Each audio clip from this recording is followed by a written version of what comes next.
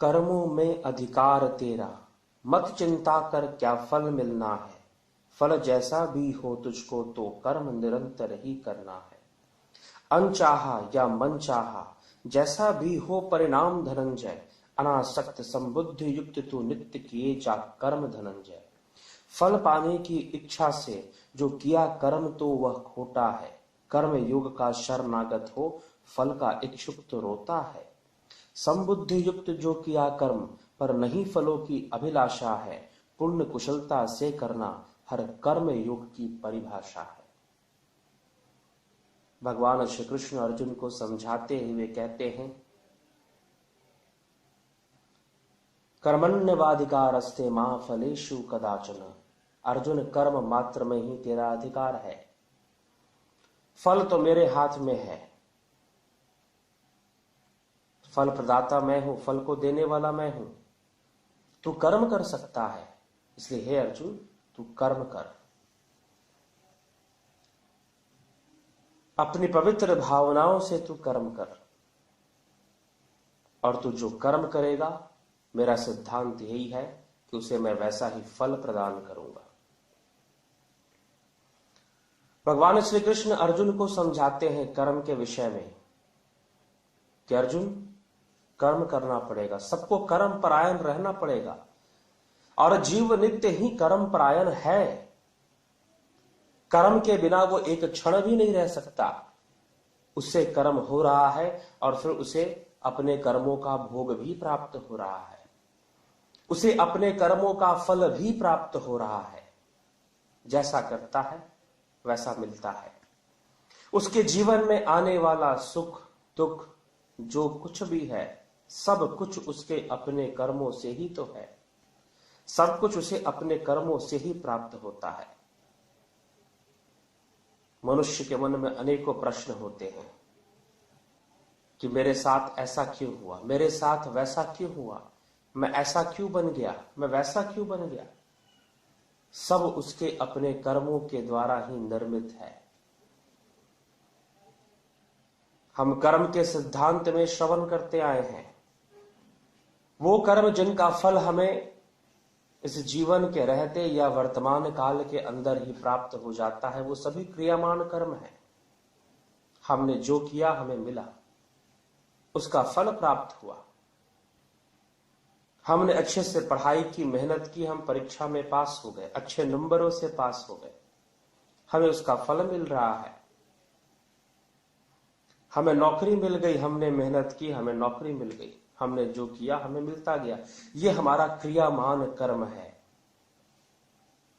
हमने भोजन किया, हमें आनंद प्राप्त हुआ, हमारी क्षुधा शांत हो गई, हमारी भूख मिट गई, हमारा पेट भर गया। ये सब हमारा कर्म है, क्रियामान कर्म है, जिसका फल हमें मिलते जाता है। लेकिन ऐसे बहुत सारे कर्म जो जीव करता है, जो मनुष्य करता है, लेकिन उसका फल उसे प्राप्त नहीं होता, उसका फल उसे नहीं मिलता। वो सब संचित हो जाया करता है। इसका तात्पर्य यह नहीं कि मिलेगा नहीं, कर्म का फल तो मिलेगा। उन सभी कर्मों को हम संचित कर्म ही कहते हैं। फल प्रदाता प्रभु हैं, स्वयं ईश्वर है, स्वयं परमात्मा है, लेकिन वो जब देता है तो उसका अपना एक नियम है, उसका अपना एक सिद्धांत है। उस नियम के अनुसार ही वो हमें हमारे कर्मों का फल प्रदान करता है। प्रथम फल क्रियामान कर्मों के द्वारा किए गए फल क्रियामान कर्म कहते हैं, जो इसका फल हमें जल्द ही प्राप्त हो, वर्तमान में ही प्राप्त हो, या जीवन के रहते ही प्राप्त हो जाए, कम समय में ही प्राप्त हो जाए, लंबा समय ना लगे। दूसरा प्रारब्ध कर्म, संचित कर्म। ये संचित कर्म क्या है? जो कर्मों को हमने किया और उसका फल हमें प्राप्त नहीं हुआ,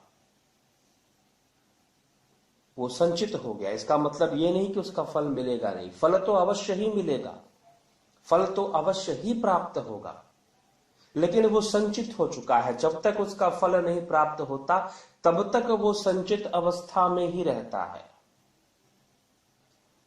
अब आता है प्रारब्ध कर्म। किसे कहते हैं प्रारब्ध कर्म? प्रारब्ध कर्म किसे कहा जाता है? क्या होता है प्रारब्ध? जो पूर्व निर्धारित है, जो पहले से निश्चित किया हुआ है। हमारे जीवन में ऐसी बहुत सारी बातें हैं, ऐसी बहुत सारी चीजें हैं जो पहले से निश्चित की हुई हैं, जिनके अंदर हम कोई बदलाव नहीं ला सकते, कोई परिवर्तन नहीं ला सकते। वो सब के सब प्रारब्ध के अंदर ही आते हैं। कोई व्यक्ति काला है, कोई व्यक्ति गोरा है, किसी की आंखें बड़ी हैं, किसी की आंखें छोटी हैं, किसी का नाक ऊंचा है, किसी की नाक छोटी है, किसी के चेहरे का रंग कैसा है, किसी के चेहरे का रंग कैसा है। कोई देखने में बड़ा सुंदर है, कोई देखने में बड़ा ही कुरूप है। कोई अमीर घर में जन्म लेता है, करोड़पति घर में जन्म लेता है, राजा घर में जन्म लेता है, कोई कंगाल के घर में जन्म लेता है, कोई दरिद्र के घर में जन्म लेता है। ये सब जो बातें हैं, ये सारी चीजें उसके प्रारब्ध से हैं, जिनको वो परिवर्तित नहीं कर सकता, जिनको वो बदल नहीं सकता। अगर उसका जन्म दरिद्र के घर में है तो वो ये नहीं बदल सकता कि भाई नहीं, मेरा जन्म तो राजा के घर में है। ये एक अलग बात है कि वो दरिद्र अपने कर्मों से राजा बन जाए, अपने कर्मों से राजा बन जाए, लेकिन उसका प्रारब्ध है कि वो दरिद्र के घर में, कंगाल के घर में उसका जन्म हुआ है। वो अत्यंत ही गरीब घर में जन्म ले रखा है, और एक राजा के घर में, एक सुंदर है अपने देह से, अपने चेहरे से, कोई लंबा है, कोई नाटा है। ये सब कुछ हमारे प्रारब्ध के कारण ही है, ये सब कुछ हमारे प्रारब्ध की प्राप्ति ही है, और प्रारब्ध के कारण ही हमें ये सारी चीजें मिल रही हैं, ये सारे भोग हमें प्राप्त हो रहे हैं। इसलिए प्रारब्ध जो हमारे पहले से ही निर्मित है और जिनको हमें भोगना है, उसके लिए विवश है, कुछ नहीं कर सकते हम। वो सब हमारा प्रारब्ध है, वो हमारी नियति है,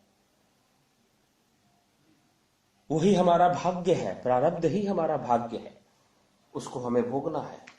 जब हम भाग्य की बात करते हैं तो ये भाग्य यहां पर आ जाता है। भाग्य होता है, हमारे अपने संचित कर्म ही भाग्य का निर्माण करते हैं, और जब हमें वो प्राप्त होता है तो प्रारब्ध के रूप में प्राप्त होता है।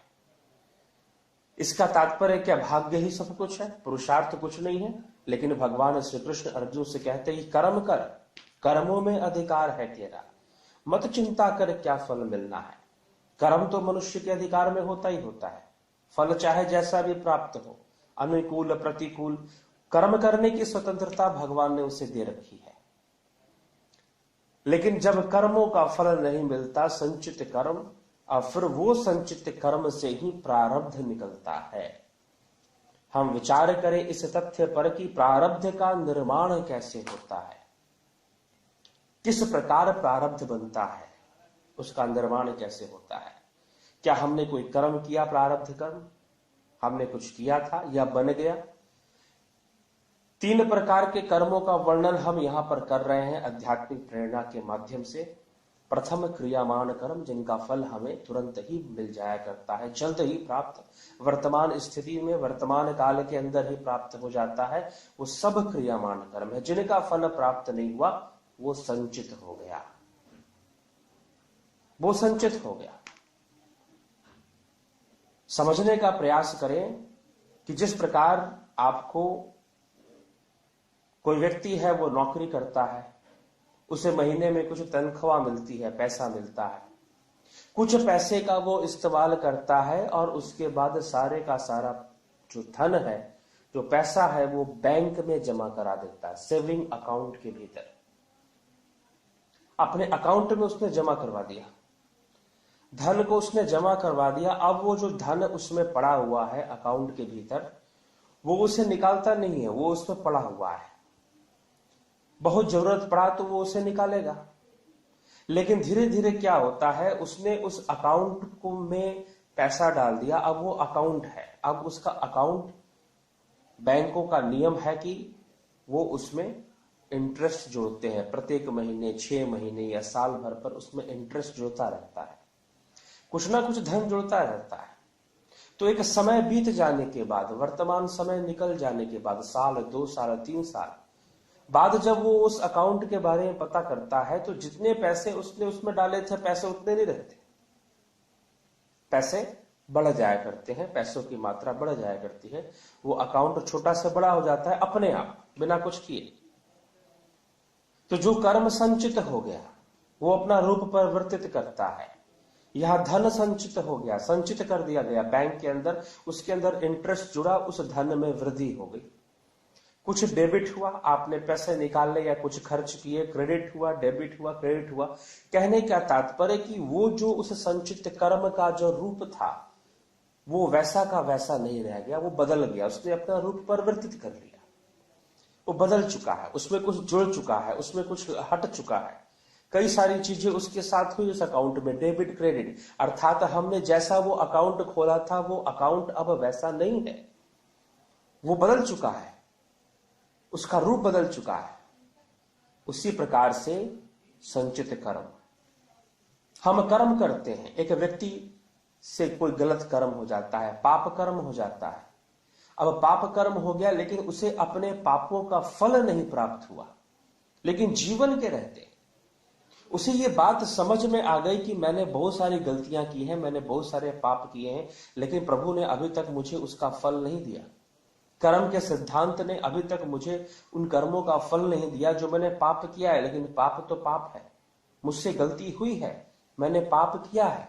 उस व्यक्ति के मन में यह विचार उठ गया और इस विचार से उसके मन में प्रायश्चित की भावनाएं उठ गई और उसके मन ने एक संकल्प लिया कि मैं प्रायश्चित करूंगा। और तब वो प्रायश्चित के लिए परायण हो जाता है, आगे बढ़ता है, अग्रसर होता है और प्रायश्चित करता है अपने पापों का।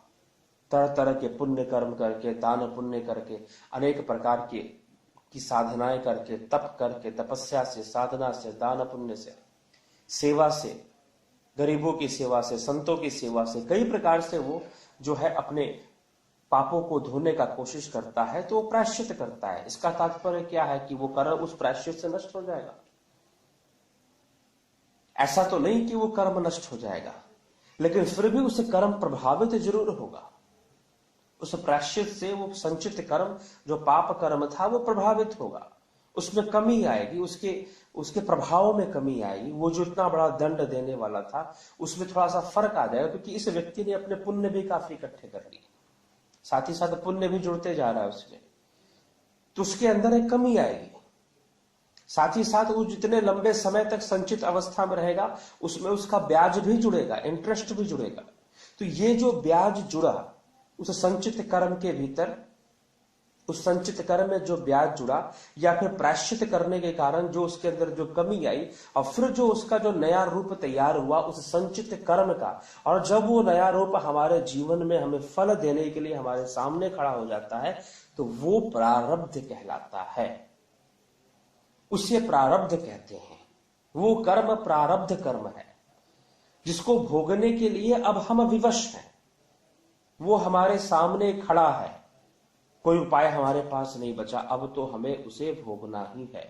अब तो हमारी विवशता है कि हम उसे भोगेंगे, उस फल को प्राप्त करेंगे। ये सब हमारे जीवन के भीतर जो है वो प्रारब्ध है। हम प्रारब्ध का भोग भोग रहे हैं। इस जन्म में हमें जो कुछ भी प्राप्त हो रहा है वो सब हमारा प्रारब्ध है, इस जन्म का प्रारब्ध है। वो संचित कर्म का वो भाग, अगर हम प्रारब्ध की परिभाषा की बात करें तो संचित कर्मों का वो भाग जिनका भोग हम वर्तमान में कर रहे हैं वो हमारा प्रारब्ध है, जो हम इस जन्म में कर रहे हैं। हमारे इस जन्म का प्रारब्ध कुछ और है, जब हम अगला जन्म लेते हैं तो उसका प्रारब्ध कुछ और हो जाएगा, वो प्रारब्ध बदल जाएगा। फिर वो संचित कर्मों का भाग इस जन्म में कुछ किया, पहले से जन्मों में कुछ किया हुआ है, पहले से कुछ कर्म संचित है, और कुछ कर्म इस जन्म में संचित हो गए, उनको मिलाकर जो बनेगा और फिर जो हमारे सामने आएगा अगले जन्म में वो हमारा प्रारब्ध है। तो हमारा ये प्रारब्ध, इस जन्म का प्रारब्ध पहले से निश्चित है कि ये भोगना है, इस तरह से करना है। इस संदर्भ में एक कथा आती है जो कि लोक चर्चा में है। एक बार एक व्यक्ति जो था बड़ा गरीब था, बड़ा दरिद्र था, बड़ा दरिद्र था। अब जो है दरिद्रता के कारण बड़ी गरीबी थी, भूखमरी थी घर के भीतर, क्या करे, कुछ नहीं था, घर छोड़ दिया अपना, एक संत के पास गया। संत ने कहा, उन संत के बारे में कहा जाता था कि बहुत बड़े ज्योतिष है, बहुत बड़े भविष्यवक्ता है, जो बोलते हैं बिल्कुल सत्य बोलते हैं। वो व्यक्ति गया और संत के पास जाकर अपनी हाथ वाथ दिखाया, पूछा कि महाराज मुझे बताओ कि आप भविष्यवाणी करो मेरे बारे में कि मेरा जीवन कैसा रहेगा। संत ने उसे देखा और उसको इंगित करते हुए, उसे समझाते हुए कहा कि भाई तेरा भविष्य तो बड़ा उज्जवल है, तू तो बहुत धनवान बनेगा, तेरा पाप भी पुण्य बन जाएगा, तू गलतियां भी करेगा फिर भी तुझे सम्मान मिलेगा, इज्जत मिलेगा, तुझे कोई सजा नहीं मिलेगी, और तेरा पाप पुण्य में परिवर्तित हो जाएगा, दुनिया के सामने वो पुण्य के रूप में आ जाएगा।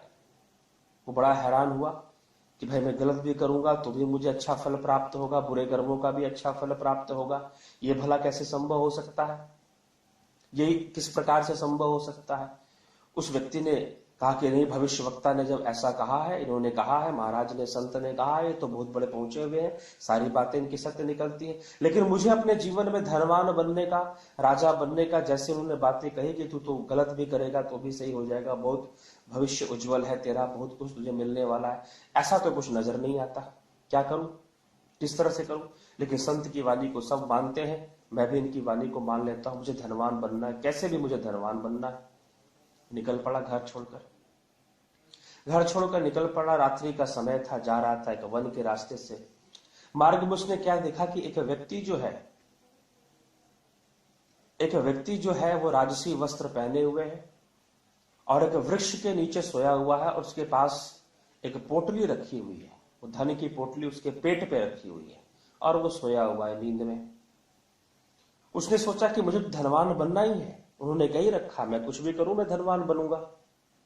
अब उस व्यक्ति ने क्या किया, उस व्यक्ति के पास, सोते हुए व्यक्ति के पास गया और उसके पेट पर रखी हुई धन की पोटली को उसने उठा लिया।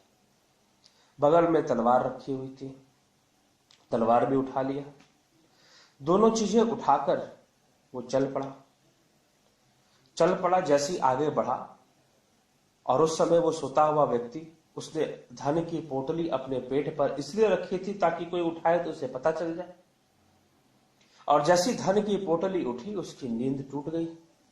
और ये व्यक्ति जो कि अपने भविष्य वक्ता पर विश्वास कर चल रहा था, वो आगे बढ़ गया, धन की पोटली ली, तलवार ली, आगे बढ़ गया। और जैसे इस व्यक्ति ने देखा कि अरे ये तो जो है मेरा धन लेकर जा रहा है, मेरी तलवार लेकर जा रहा है, उठा, अपनी आंखें उसने अच्छे से मली, देखी कि कौन व्यक्ति मेरा धन चुरा के जा रहा है। राजसी वस्त्र पहने हुए थे।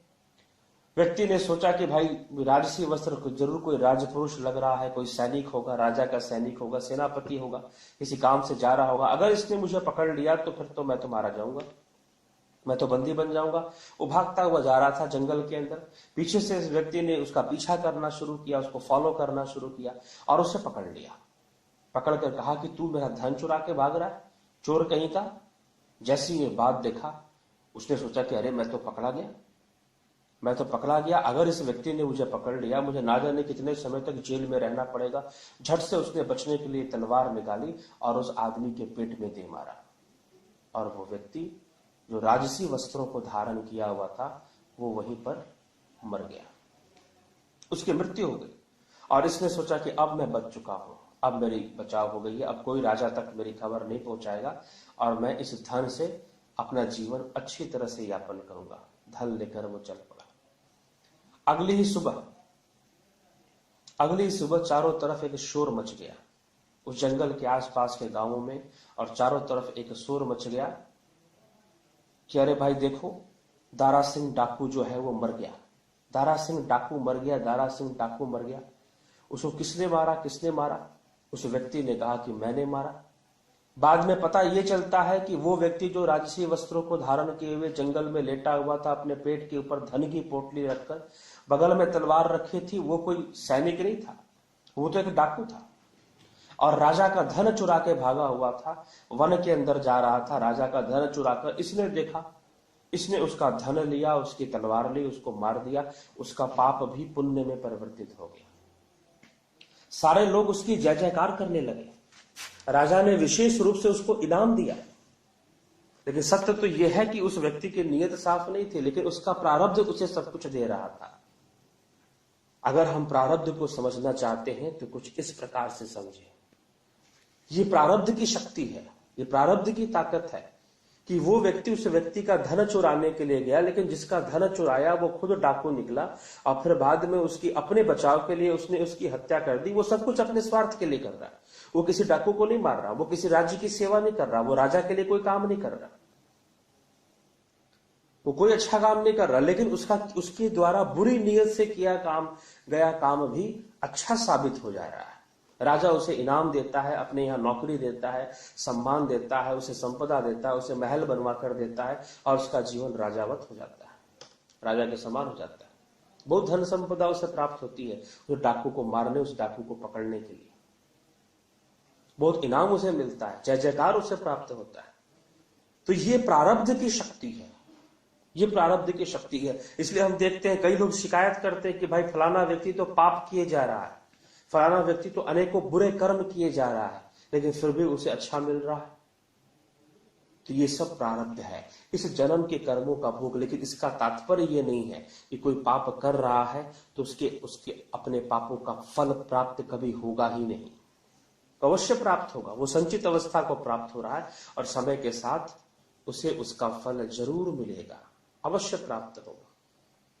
इसलिए कई ऐसी गाथाएं हैं कि राजा को कंगाल बनते हुए हमने इतिहास में, और ऐसी कई कहानियां हैं, ऐसे समाज में ऐसे कई उदाहरण है, वर्तमान में ऐसे कई उदाहरण है। लोग कहते कि भाई इनके पुरखे तो बहुत बड़े थे, बहुत बड़े राजा परिवार के थे, लेकिन आज देखो कैसे दरिद्रतापूर्ण जीवन व्यतीत कर रहे हैं, कंगाली में अपना जीवन जी रहे हैं। और कुछ लोगों के लिए हम कहते हैं समाज में देखो कितने गरीब थे, लेकिन इनकी अगली पीढ़ी देखो कितनी अमीर हो चुकी है, कितना पैसा कमा चुकी है, बड़े बड़े मकान, बड़े बड़े गाड़ियां खरीद ली, लेकिन पहले तो भीख मांग कर खाया करते थे। हम खुद कहते, खुद देखते हैं, और कई कहानियां, कई कथाएं ऐसी हैं। और समाज में वर्तमान समय में भी ऐसा दृष्टिगोचर होता है, ऐसे लोग मिलते हैं। तो ये सब प्रारब्ध का खेल है, ये सब कुछ प्रारब्ध से है। जो मिल रहा है, जो प्राप्त हो रहा है, सब तो प्रारब्ध से ही है। इसलिए संचित कर्मों का वो भाग जिसका भोग हम वर्तमान में कर रहे हैं, उसको भोगने के लिए हम विवश हैं, वो सब हमारा प्रारब्ध है, वो प्रारब्ध कर्म के कारण है। संचित कर्मों का ही एक बदला हुआ रूप है वो। संचित कर्मों में जो कमी आई, जो उसमें बढ़ोतरी आई, जो उसमें ब्याज जुड़ा, जो बैंक के अकाउंट में जैसे इंटरेस्ट जुड़ जाया करता है, उसी प्रकार जो संचित कर्मों ने अपना रूप बदला और जब हमारे सामने फल देने के लिए प्रस्तुत हो गया, सामने खड़ा होगा कि अब इस फल को भोगना ही है, तो वो सब हमारा प्रारब्ध कहलाता है, वो हमारी नियति है, वो हमारा प्रारब्ध कर्म है, भोगना है हमें। महाभारत के अंदर कथा आती है भीष्म पितामह। भीष्म पितामह को अर्जुन ने बाणों की शैया पर सुला दिया, और बाणों की शैया पर जब सुला दिया तो उस समय भगवान श्री कृष्ण, युगावतार भगवान श्री कृष्ण भीष्म पितामह के समक्ष जाकर, गंगा पुत्र देवदत्त के समक्ष जाकर उनसे कहते हैं कितना बड़ा कष्ट आप क्यों भोग रहे हैं। तब भीष्म पितामह भगवान श्री कृष्ण से कहते हैं कि हे केशव, हे कृष्ण, आप तो अंतर्यामी हैं, आप सब कुछ जानने वाले हैं। मैंने अपने पिछले कई जन्म देखे हैं, लेकिन मैंने अपने पिछले जन्मों में ऐसा कोई कर्म नहीं किया है जिससे कि मुझे ऐसा दंड भोगना पड़े जो इस समय में भोग रहा हूं। बाणों के सैया पर लेटा हुआ हूं, इतनी पीड़ा, इतनी तकलीफ, लेकिन फिर भी जीवित हूं। ऐसा क्यों है? भगवान कृष्ण ने कहा कि हे गंगा पुत्र, कुछ भी हो, है तो यह आपके कर्मों का फल ही। भीष्म पितामह ने कहा कि नहीं, मुझे तो ऐसा लगता है कि ये मेरे पिता के वरदान का चमत्कार है। पिता शांतनु ने वरदान दिया था भीष्म पितामह को, इच्छा मृत्यु का वरदान मिला था, इच्छा मृत्यु का, कि इच्छा से ही मरेगा, अपनी इच्छा से ही मृत्यु को प्राप्त होगा, और जब तक इच्छा नहीं होगी तब तक मृत्यु को प्राप्त नहीं होगा। भगवान कृष्ण ने कहा कि महाशय, आप ऐसा कह रहे हैं, बात सत्य है कि आपको वरदान मिला है, लेकिन जीवन में श्राप और वरदान से भी ऊपर मनुष्य का कर्म होता है। सब कर्मों का भोग है, जो प्राप्त हो रहा है कर्मों के भोग से ही आपको मिल रहा है, कर्मों के भोग से ही प्राप्त हो रहा है। भगवान कृष्ण ने भीष्म पितामह से कहा कि अपनी आंखें बंद कर लीजिए। भीष्म पितामह ने अपने नेत्र मूंद लिए। ध्यान की अवस्था में योग मार्ग से भगवान भीष्म पितामह को उनके 100 जन्म पीछे ले जाया करते हैं। 100 जन्म पीछे ले जाकर कहते हैं कि देखो तुमने क्या कर्म किया है। और उस समय भीष्म पितामह एक शिकारी के रूप में घोड़े पर बैठे हुए और एक जीव को अपने बाणों से छेद देते हैं। जीव को बाणों से छेद देते हैं, कांटों पे सुला देते हैं उसे, और ऐसा कष्ट उस जीव को प्राप्त होता है और बहुत लंबे समय तक वो जीव जो है ऐसा कष्ट भोगता है, ऐसा कष्ट भोगता है। और आज वो कर्म फल देने पर आया है। आज वो कर्म फल देने पर आया है। और ये फल उन्हें कहां से प्राप्त हो रहा है उस कर्म का? तो अपने ही पौत्र के माध्यम से, अपने ही पौत्र अर्जुन के माध्यम से उन्हें ऐसा फल प्राप्त हो रहा है। उन्होंने तो एक जीव को, अगर हम बिल्कुल सटीक अगर हम सोचें, जैसे को तैसा अगर हम सोचें, तो क्या होना चाहिए कि जिस जीव को उन्होंने ऐसा कष्ट पहुंचाया था, कुछ कथाओं में उसे अजगर भी बताया जाता है, कुछ कथाओं में उसे अन्य जीव का भी नाम लिया जाता है। उस अजगर को जो उन्होंने कष्ट दिया था, उसे कांटों पर सुला दिया था, उसे बाणों से भेज दिया था, होना तो ये चाहिए था कि मृत्यु उपरांत ये भी अजगर की योनि में जाते, फिर वो अजगर मनुष्य बनता, जिस जन्म में वो मनुष्य बनता उस जन्म में आकर वो उनको वही कष्ट देता। ये जैसे को तैसा हो गया। लेकिन ऐसा नहीं हुआ। वो कर्म उस समय संचित हो गया। भीष्म पितामह को उस समय उसका फल नहीं मिला। फिर उस कर्म के साथ और जुड़ते गए और कर्म जुड़ते गए, इंक्रीमेंट हुआ उसके अंदर, उसका ब्याज जुड़ा और उसके अंदर छोटे मोटे और पाप जुड़े, कुछ पुण्य जुड़े, जो आज भगवान के भी दर्शन हो रहे हैं। भीष्म पितामह को भगवान की भी कृपा प्राप्त हो रही साथ में। तो कुछ पुण्य भी जुड़े, कुछ पाप भी जुड़े, और जुड़ते जुड़ते उस कर्म ने अपना रूप परिवर्तित कर लिया। और जब वो सामने आ गया फल देने के लिए, तब वो प्रारब्ध बन गया। और भीष्म पितामह अपने प्रारब्ध का भोग भोग रहे। संचित कर्म संचित हो जाया करता है, लेकिन जब वो भोग के रूप में हमारे सामने आता है तो प्रारब्ध का रूप धारण कर लेता है, परिवर्तित हो जाता है, प्रारब्ध बन जाया करता है और प्रारब्ध के रूप में हमारे पास आता है। और जब प्रारब्ध बनकर बदला हुआ रूप, संचित कर्मों का ये बदला हुआ रूप ही प्रारब्ध है, प्रारब्ध के रूप में हमारे समक्ष आया। और श्राप और वरदान कोई फर्क नहीं पड़ता। मनुष्य का कर्म कैसा है, कर्म कैसा है, उसी के अनुसार श्राप और वरदान प्राप्त होते हैं। श्राप मिला था, नल और नील को श्राप मिला था कि वो पानी के अंदर कोई भी मूर्ति या कोई भी पत्थर फेंकेंगे वो डूबेगा नहीं, कथा आती है। उन्हें श्राप मिला था ये, लेकिन उनका श्राप भी वरदान बन गया। श्राप मिला राजा परीक्षित को। राजा परीक्षित से अपमान हुआ ऋषियों का, शमिक ऋषि का अपमान हुआ। और जब ऋषि का अपमान हुआ तो कहते हैं कि उनको श्राप मिला कि आज से 7वें दिन तक्षक सर्प के विष के ज्वाला में तुम जलकर नष्ट हो जाओगे, तुम्हारा नाश हो जाएगा, तुम मृत्यु को प्राप्त हो जाओगे। राजा परीक्षित को श्राप मिला, लेकिन पुण्य कर्म, उनका पुण्य कर्म, उनकी भक्ति का प्रभाव था। उस श्राप के फल में भी उन्हें संत मिले, सुखदेव मुनि मिले और ज्ञान प्राप्त हुआ, मोक्ष की प्राप्ति हुई। स्वयं पुष्पक विमान, कथा आती है कि स्वयं भगवान आते हैं उन्हें लेने के लिए। और तक्षक सर्प के विष का ज्वाला, तक्षक सर्प आए और उन्हें डसे, उससे पहले वो योग मार्ग के द्वारा अपने शरीर को, अपनी चेतना को शरीर से अलग करते हैं और जाकर उस वैकुंठ में वास करते हैं। ऐसी कथा आती है। उन्हें ऐसी मृत्यु, मोक्ष प्राप्त होता है। वो कभी भी सर्पों को मारने के बारे में नहीं सोचते या बदला लेने की नहीं सोचते, अपने कल्याण की सोचते हैं, समाज के कल्याण की सोचते हैं। तो मनुष्य का कर्म कैसा है, उसे श्राप मिलेगा या वरदान मिलेगा, यह महत्व नहीं रखता। उसके ग्रह कैसे हैं, कौन से ग्रह हैं, किस प्रकार के ग्रह हैं। कई लोग ग्रहों को लेकर बड़े चिंतित रहते हैं कि हमारे कुंडली में राहु की दशा है तो राहु परेशान कर रहा है, तो शनि परेशान कर रहा है। कई माताएं बहनें होती हैं, काली साड़ियां पहननी शुरू कर देती हैं। जिनको शनि का प्रभाव नहीं होता वो भी काली साड़ी पहनती है कि चलो भाई शनि के प्रभाव से बचेंगे। जो नहीं जानते, जो इस तथ्य को, इस रहस्य को नहीं जानते, सर्वप्रथम चाहे किसी ग्रह की दशा हो या चाहे किसी को श्राप मिला हो या चाहे किसी को वरदान मिला हो, इन सबसे ऊपर है कर्मों का सिद्धांत। कर्मों का सिद्धांत। भीष्म पितामह को तो वरदान मिला था कि तुम्हें इच्छा मृत्यु का वरदान मिला था। लेकिन दुर्भाग्यपूर्ण क्या है कि उनका ये इच्छा मृत्यु का वरदान ही उनके दुख का कारण बना। कहने के लिए तो इच्छा मृत्यु का वरदान है, लेकिन वो वरदान उनके पिछले जन्मों में किए गए पाप कर्मों का फल भोगने का कारण बन रहा है। बाणों की शैया पर लेटे हुए प्रत्येक व्यक्ति, प्रत्येक जीव दुखों से मुक्ति चाहता है, कष्टों से मुक्ति चाहता है, लेकिन ऐसी अवस्था में भी जीवित रहने की इच्छा बनी हुई है और खून बह रहा है शरीर से, बाणों के शैया पर लेटे हुए और उस कष्ट को सह रहे हैं और जीवित बने हुए हैं।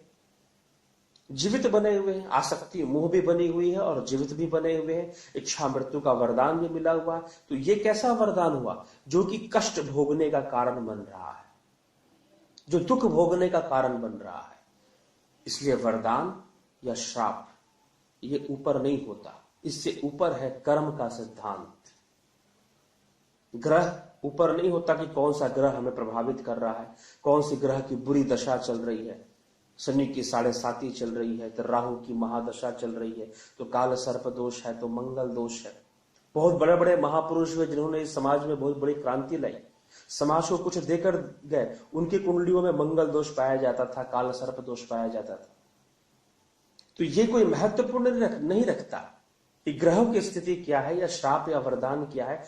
ये महत्व रखता है, लेकिन कर्म के सिद्धांत के अंतर्गत महत्व रखता है। जो मिलेगा वो कर्मों के अनुसार मिलेगा।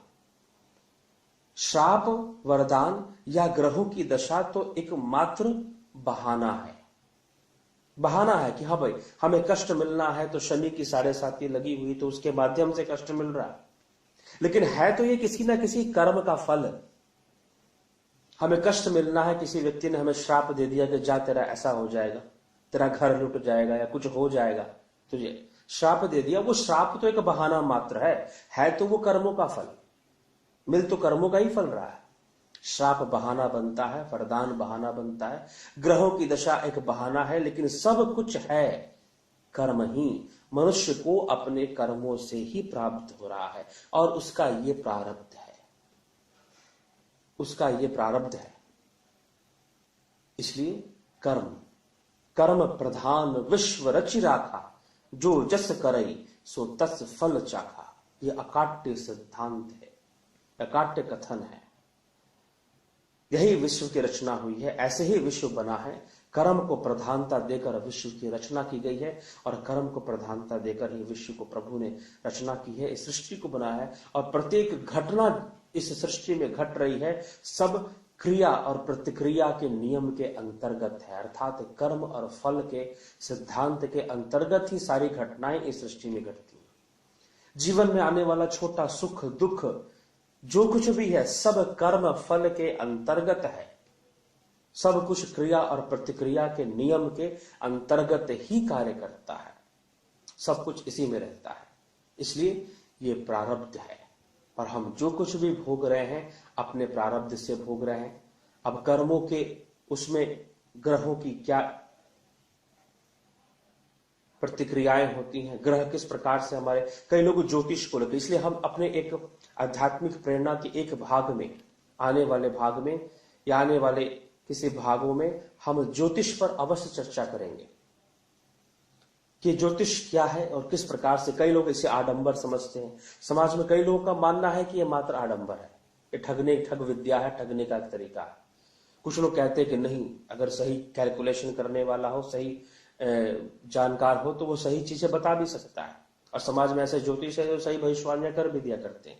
तो बहुत तरह की बातें हैं। ये हमारे कर्मों में किस प्रकार से आते हैं, किस प्रकार से ग्रहों का प्रभाव पड़ता है कर्म के साथ, हम इसके बारे में अवश्य बताएंगे। लेकिन आगे इस कर्म के सिद्धांत की श्रृंखला को जारी रखा जाएगा। कर्म क्या है, अब तक हमने सुना क्रियामान कर्म, संचित कर्म, अप्रारब्ध कर्म की क्या परिभाषा है, किस प्रकार से हमारे जीवन में आता है। अब कर्मों से मुक्ति कैसे पाया जाए, भगवान ने कर्म अकर्म विकर्म की परिभाषाएं श्रीमद् भगवत गीता में दी हैं। क्या अर्थ निकलता है कर्म अकर्म विकर्म का, इन सारी चर्चाओं को हम आध्यात्मिक प्रेरणा के अगले भाग और उसके बाद आने वाले भागों में किया जाएगा। और कर्मों से मुक्ति का साधन क्या है वो भी अवश्य ही बताया जाएगा। और इसी के साथ अब मैं अपने विचारों को यहां विराम देता हूं। शांति शांति शांति।